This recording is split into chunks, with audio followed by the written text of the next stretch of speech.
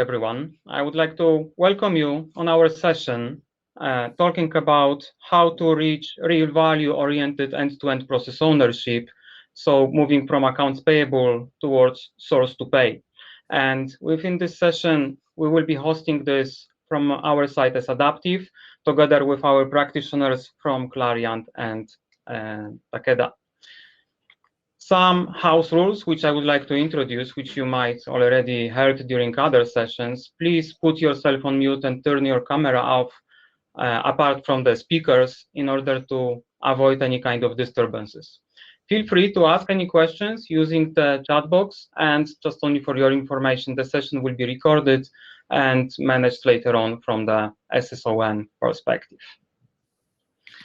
Quickly about us as Adaptive, we are not so maybe young already company in the GBS business from the perspective of our experience, as we are having a lot of consultants with already 20 plus years of experience.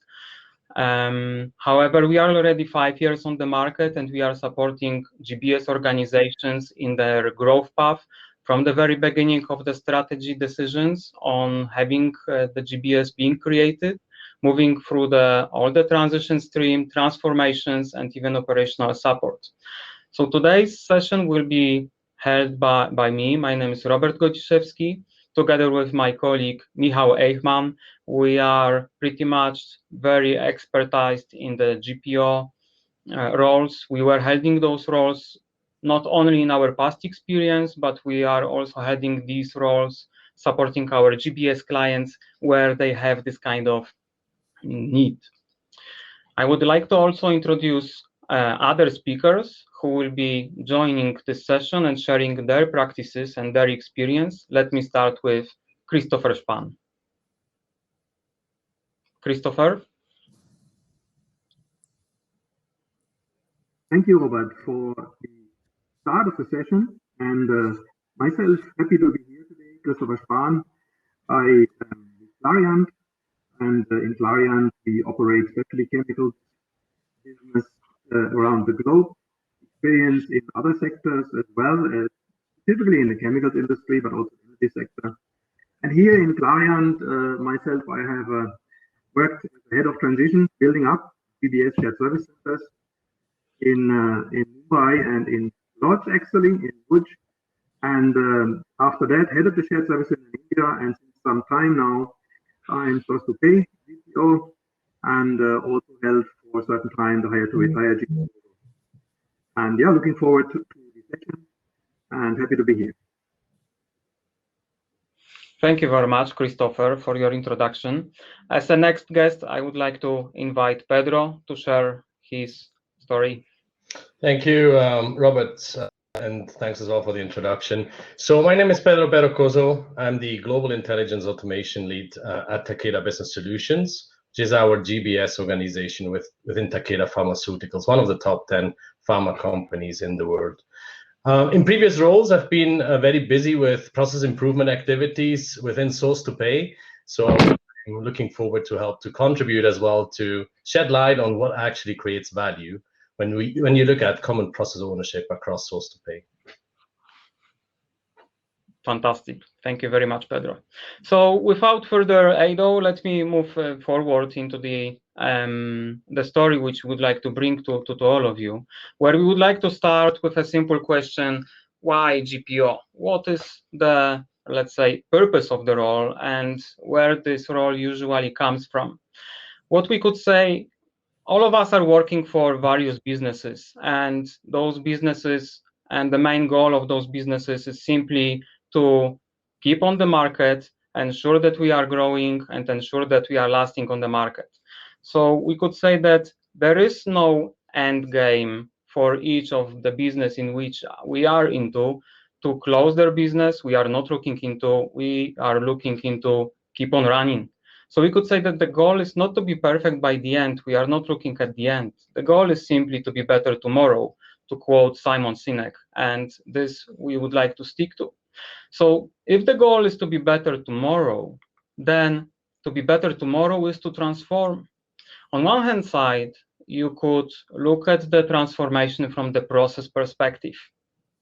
And you could initiate the transformation in the organization, looking into the scope, any kind of controls being put on your internal processes, or even the compliance of the processes with the internal regulations.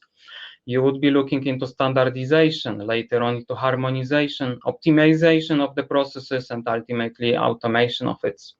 But on the other hand side, when you would be building your GBS organization, then this one also goes through the transformation and is expanding in the time frame, and we could say in the geography as well. Initially, the organizations set up, usually this is first as a shared service center model only, which is just only an assistant of the process execution and is looking into the cost aspect. Later on, this kind of organization is supposed to be the guard of the compliance of the processes and internal regulations, so it's focused on the quality. Later on, you transform, and your GBS organization transforms into be the driver of the changes in the organization, changes in the processes, and is focused pretty much on the efficiency piece. Last but not least, in the whole journey, it becomes a leader of the business transformation, not just only looking into the processes and the activities which are centralized, but looking mainly into the direction of the local countries and the business and the teams which are sitting in particular small country organizations or even big country organizations, to ensure that the transformation is touching them as well, and the organization is achieving its strategic goals and objectives. So having said that, if the transformation is and should be the main driver for the organization, in the same way we could say that this is the purpose of the GPO. So we could say that GPO simply helps the organization to build vision of the future and leads the business transformation towards, let's say, brighter or more efficient or simply more automated, more optimized future, looking from end-to-end perspective on all the aspects of particular process. How the transformation journey usually looks like? Quickly, we could say that when you start initially as a decentralized function organization, then you can think about some coordination activities, in-house practices being implemented. But then to increase the optimization and efficiency, things are being centralized in the shared services, which then are developing into GBSs and ultimately are reaching integrated business services level. So this is the journey which most of your organizations are heading and are currently in. Some of the organizations are still to start it. Nevertheless, without GPO, this journey wouldn't be smooth and simply would be quite a bumpy road. Mm-hmm. I would like to pass my voice to Michał, who will tell you more about GPO role. Yes, exactly. I mean, the journey looks linear from the high-level perspective, but I like comparing the GPO and actually building the GBS as a set of bridges, set of constructions that connect 2 points. You can call it one bank of river to another, or customer to vendor, etc. But actually in the GBS, it is connecting one end of the process to another end of the process, making sure that this is the transactions and the things and the tasks are coming from one point to another. And while building the GBS in a form of this kind of intersection, or in Poland we prefer to call it no collision intersection, meaning that you make sure that the traffic goes smoothly from one point to another, and then you need to actually exactly build a set of bridges, one on top of another.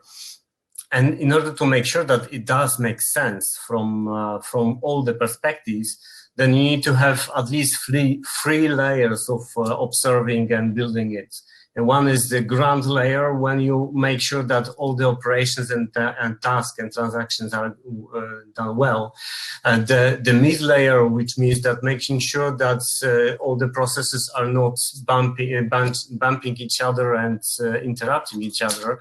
And also from the really high level perspective, comparing to the junction, it should be like, I don't know, a country perspective, but in company it is strategic perspective, as close to C-suite as possible, making sure that whatever is crucial for the company, it is reflected to this junction, to this GPO, and then to the ground. And I believe the GPO, the global process owner, needs to be visible on all those perspectives, making sure that all the lines are connected well. So this is the vision, or how to say, the picture. Luckily, we have with us two practitioners, which we can confront the vision with them.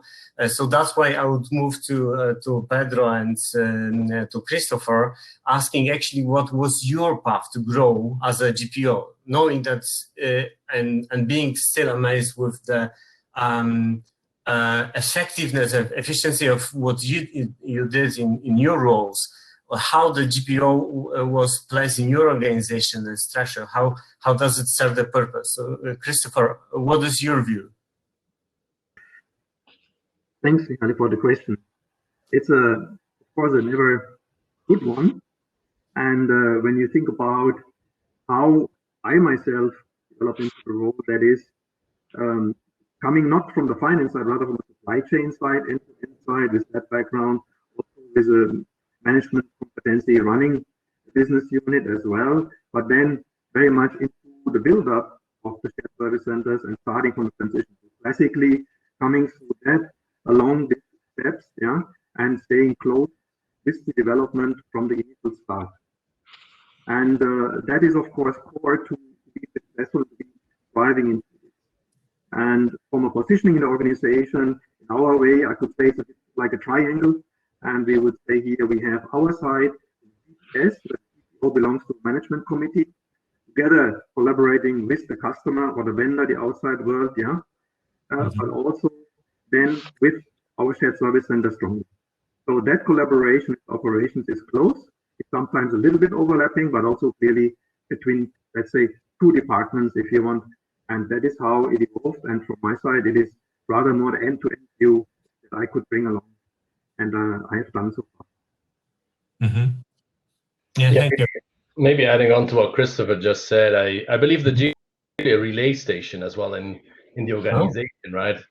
Is bringing together as well a perspective from the different teams. So from procurement, from finance, as we just heard as well, from Christopher, sorry, and as well the view from the user community. So as well the ones which will be utilizing the processes which will be installed. So within that, I think the role needs to be a senior role. It needs to be someone as well who's got the right seniority really as well to step up as well to challenges, or to maybe as well be able to influence as well key leaders to take decisions which may be important for the process, but may as well be difficult to take, right? So I would see that as well as a big influencer in the leadership teams, able to bring people to the table, and then as well conclude with a decision or conclude with a plan which is backed by everyone else, so that the direction is clear to move forward. Really someone who's shedding light and is carrying the torch forward.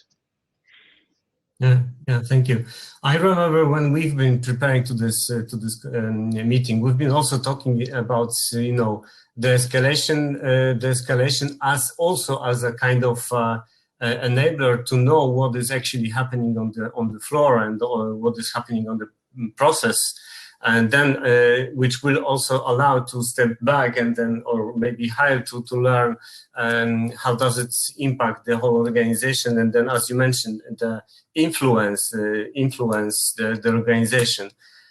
So yeah, Robert, next slide, please. So indeed, so this is those three levels, three layers we've been talking about: the country or GBS, the local level, making sure that the delivery is there, but also on the technical level, and the global level, when you have your role is senior enough to have also this influence on the global level to the organization. And what from the target operating model, we've been also trying to draw it in the form of triangle. Robert, please, next slide.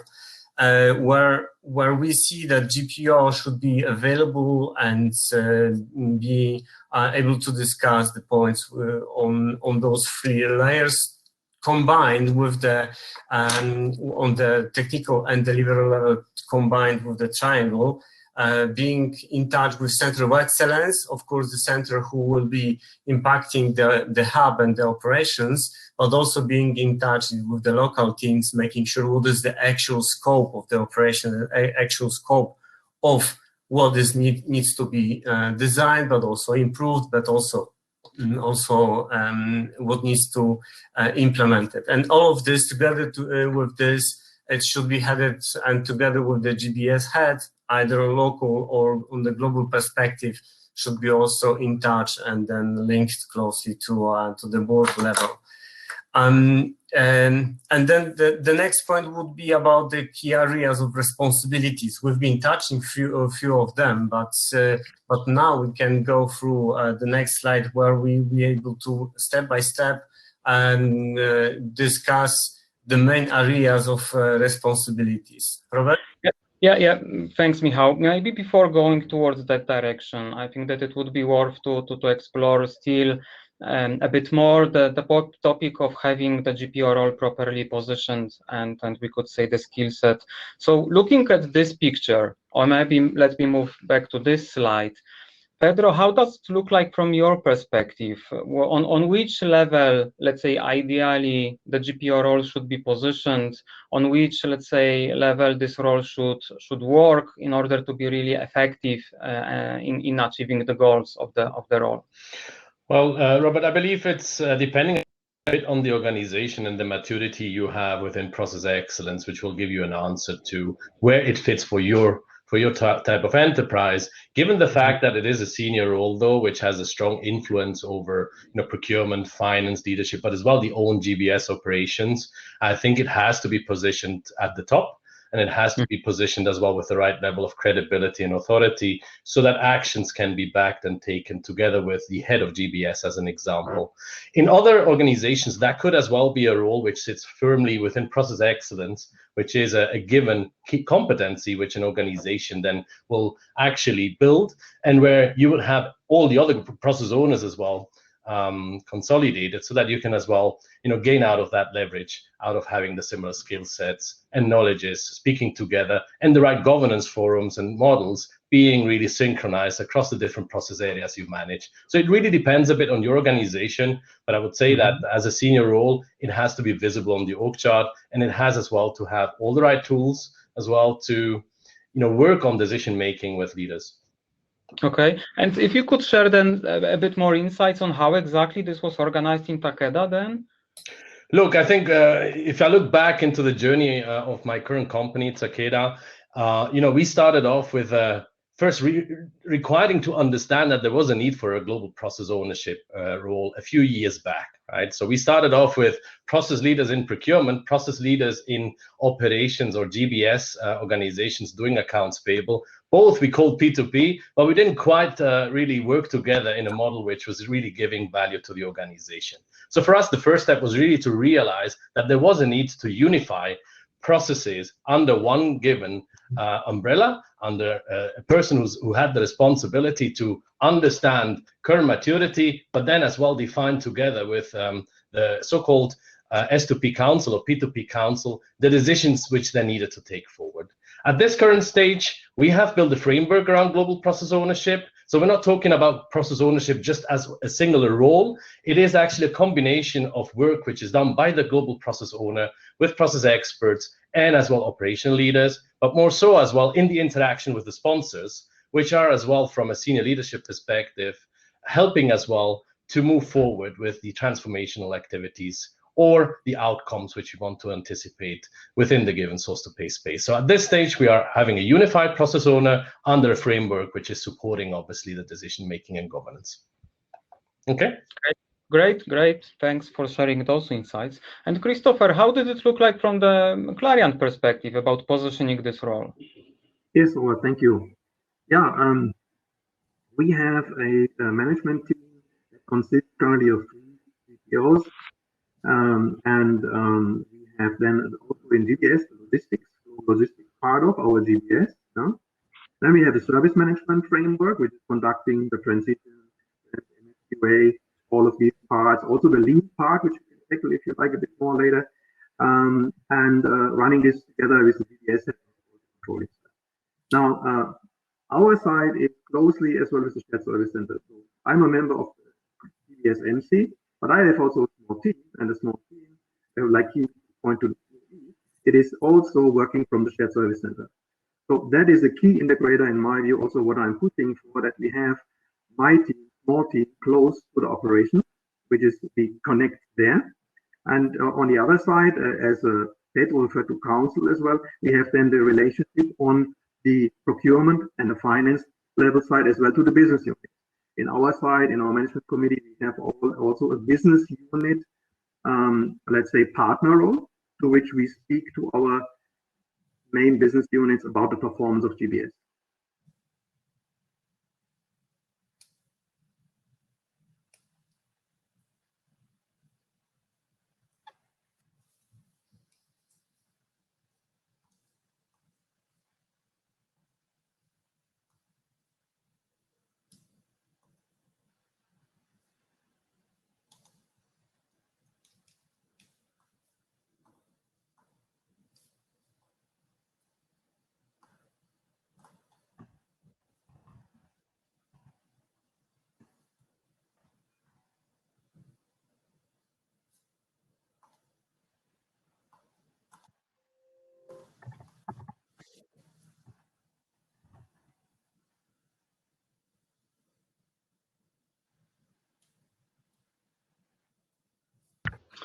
Yeah, sorry. I have one not, more time.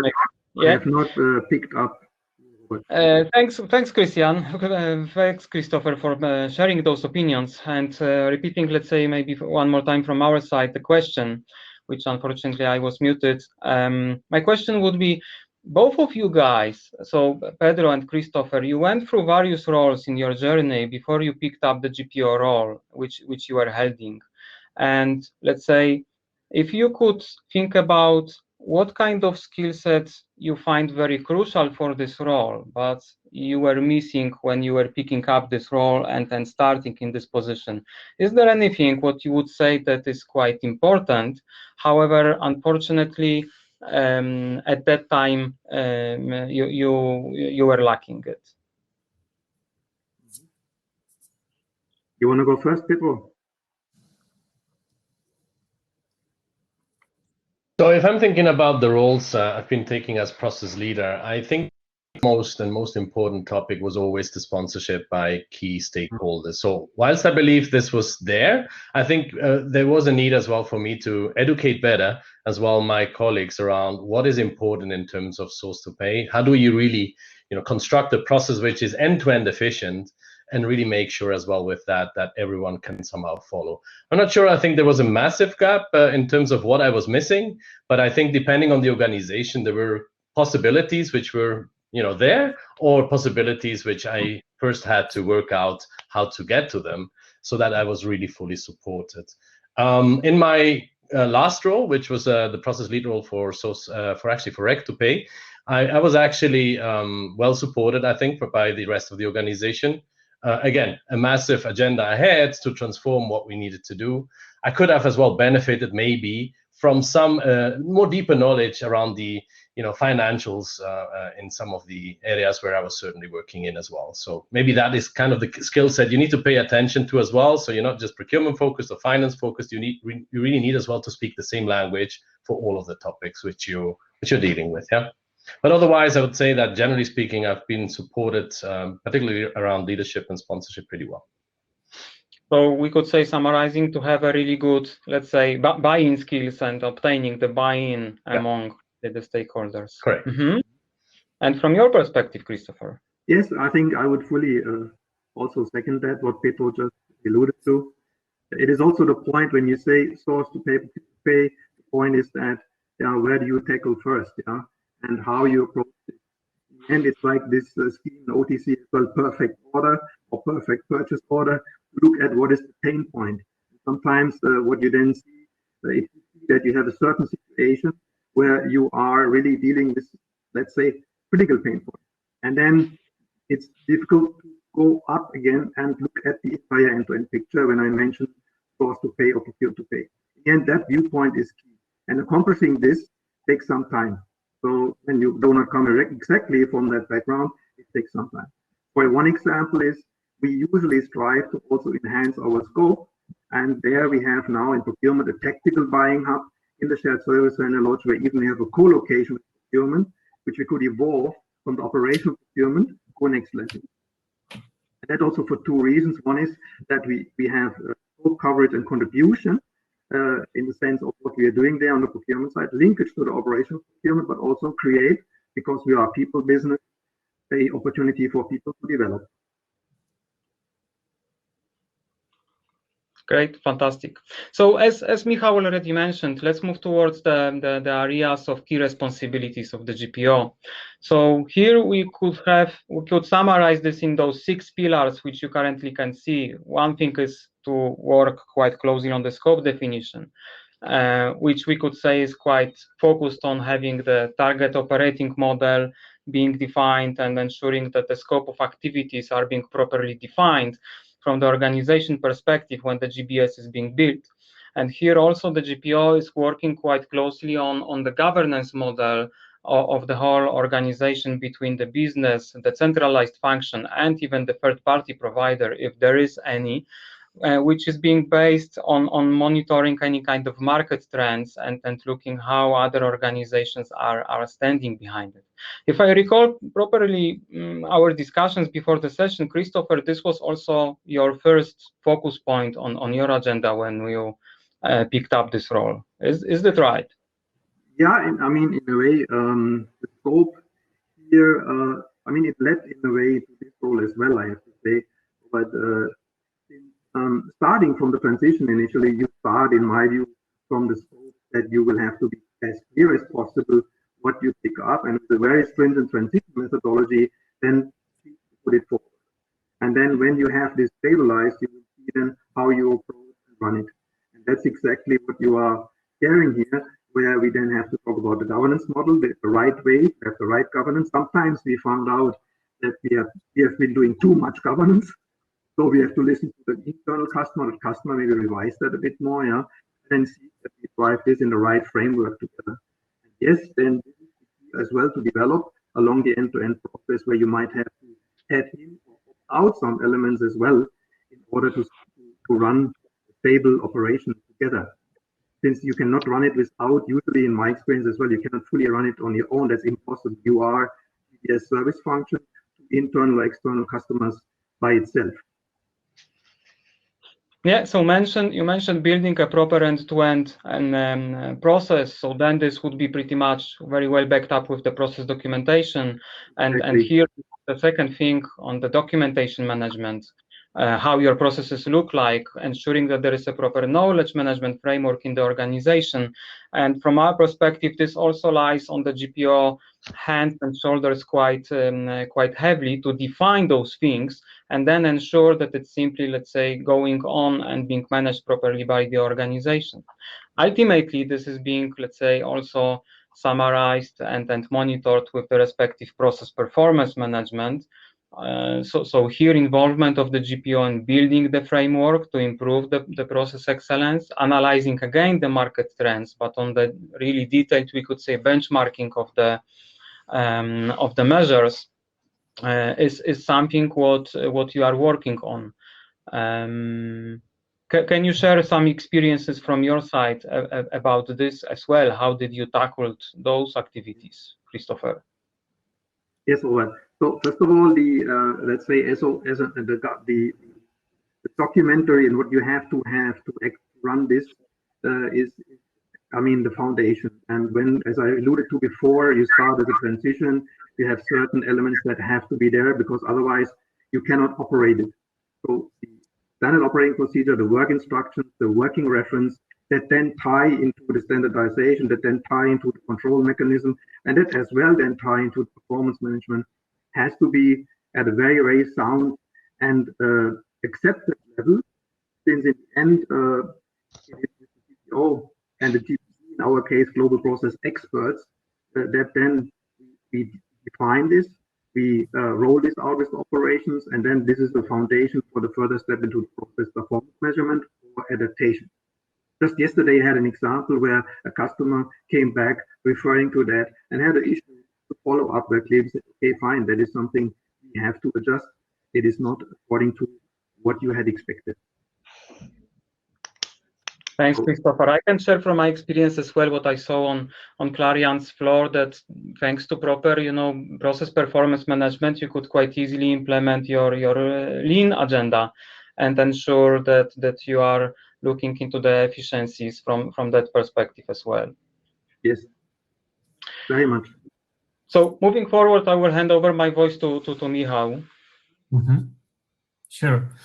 Another areas what we believe is are quite crucial for making sure that the global process is indeed owned and then managed by the GPO is the standardization, harmonization.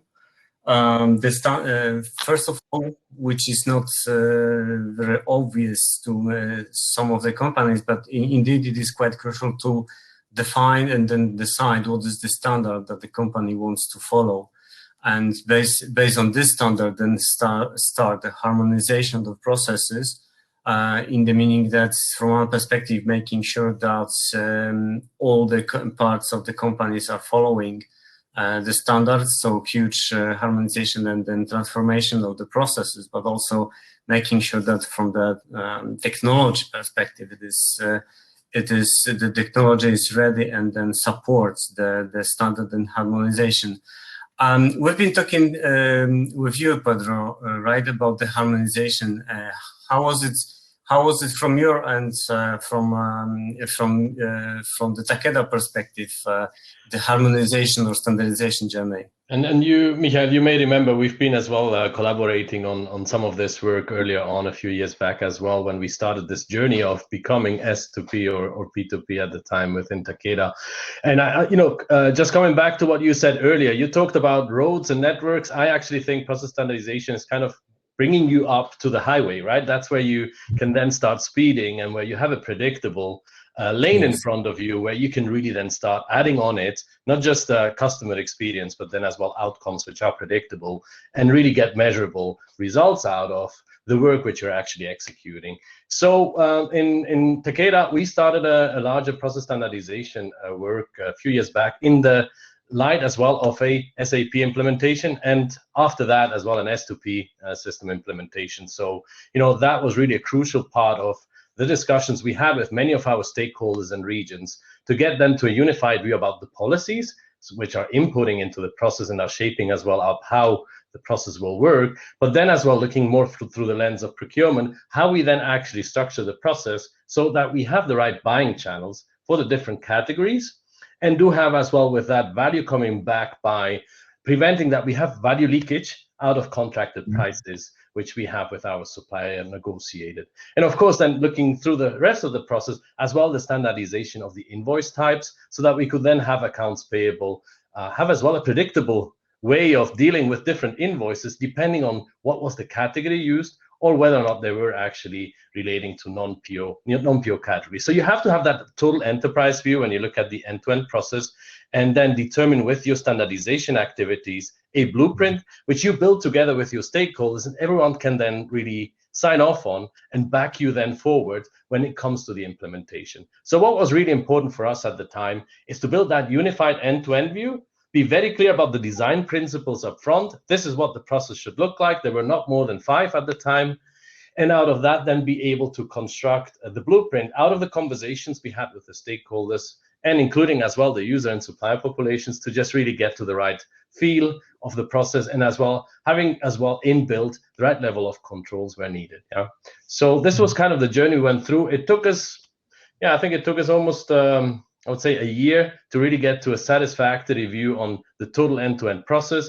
And then obviously after that, we had a long time of implementation. We're actually still implementing as we are still getting new business units into the team. Yeah. Yes, I remember for many for many of people in the project, it was again and again talking about the process maps, but actually behind those process maps, there were really a set of those activities that needs to follow each other. And I remember that it was quite obvious for you and for your team that actually whatever wrong happens in accounts payable, maybe not whatever, but many things that happened not necessarily well in accounts payable have been started or could be avoided just at the beginning where sourcing or procurement. Indeed. So I think process standardization has to as well be going hand in hand with a change program or a change activity, which brings the behavior of the user again into the right channels, and kind of helps as well that the user, maybe without even thinking, does the right activities, which are then obviously giving us the result of having an efficient and sustainable process in place or actually being executed. Yeah. Mm-hmm. Yeah. So really important that you don't get too much hooked up just on a step-by-step on the flow, but you really have as well a sense of what is actually the input and what is the output I will get if I obviously tweak the process to certain ways. Yeah, that's the point. Yes, exactly. And of course, the harmonization is a kind of separate challenge. I mean, not only to make sure that this standard is, but actually down the floor and each of the business, there are for sure some challenges. Some of those challenges could be addressed by the control and compliance, which is another area of the responsibilities, which for us are visible from two perspectives. One is the internal control framework, which is not only the checking the quality and checking if everything, I don't know, each invoice is done correctly, but it needs to be inbuilt in the framework to allow also, I don't know, for instance, a follow-up of each of the mistakes, making sure that actually it's not only a human mistake, but maybe it might be a process mistake or some documentation. And so that's why the another part of this control and compliance is internal control, and over the documentation, making sure that the whatever is written and that is being used, but this also follows the standards which have been discussed previously. And then the another topic which is also quite close to my heart, and also I see Pedro, you are really now growing up is the transformation towards automation. However, it's called. Of course, in many cases it starts just in the assessment of the maturity of the process if you didn't do it, and making this visibility which places of the process could be automated, and then build the automation roadmap. But I remember also we've been talking that in many cases the standardization actually and harmonization is foundation for the automation that will allow the company to run the automation, right? How was it in Takeda? Well, we're still on it.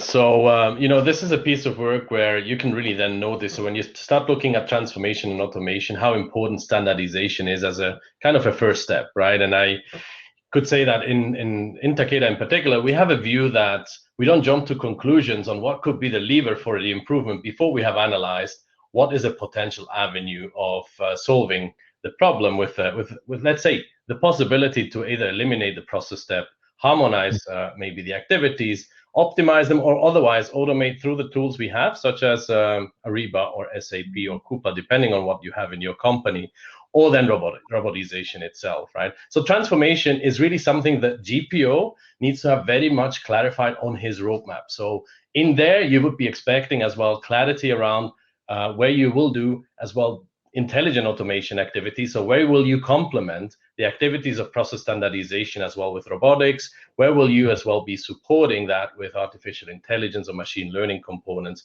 so that you have a full view which can then be executed in alignment with the rest of the teams. So as I just said, for us, it's really an exercise we go through with the global process owners by making sure that we understand where is the demand for standardization versus robotization, and really then make sure we zoom into the areas which then are really ready for being robotized, instead of just doing patches, right? So it's really important to realize that standardization will give you sustainability.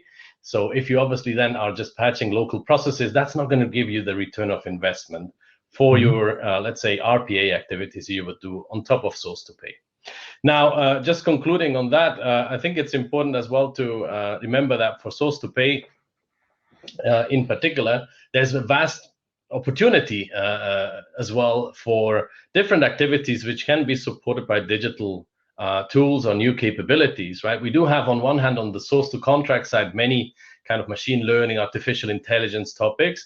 We do as well have their RPA, and the same obviously on the rest of the processes, where, as an example, catching through artificial intelligence duplicate transactions could be very valuable, or we're automating very manual processes because they are clunky, right? And because they are required for regulation needs, is really giving you back as well a lot of relief. So I think there's a lot of opportunities, but I think the basis for everything is a good assessment of where you stand, what it is you have already standardized, and then really make choices about the priorities you're going to take, which either are giving back a good customer experience to your customers in that sense, your suppliers maybe as well, but on the other hand as well, increase your efficiency so that you can really then purpose the time for, maybe higher value add activities within your operation centers.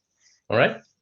Yeah, and on top of that, I would love to talk a lot about but the time is running.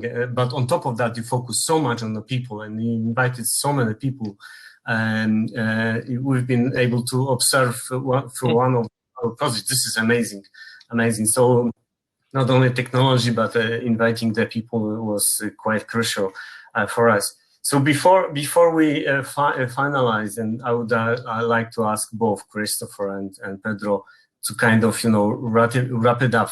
Among all those things that you've been able to implement, what were the things, or what would be the receipt for real value? What was the values that you've been bringing, or you are bringing still within the GPO, Christopher?